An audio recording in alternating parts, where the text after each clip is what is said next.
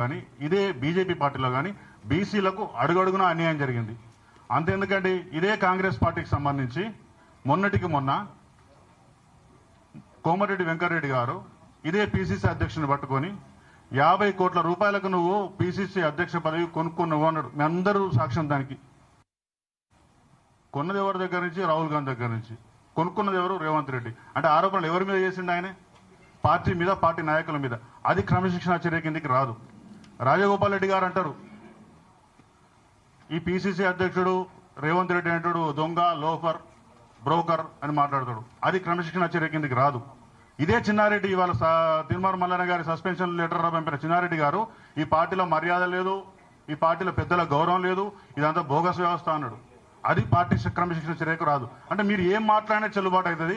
మేము మాత్రం మా హక్కుల కోసం, మా సమస్యల కోసం మాట్లాడితే మాత్రం అది క్రమశిక్షణ ఉల్లంఘన కిందకి అవుతుందా? ఇది మీరు కూడా ఆలోచించాలి దయచేసి.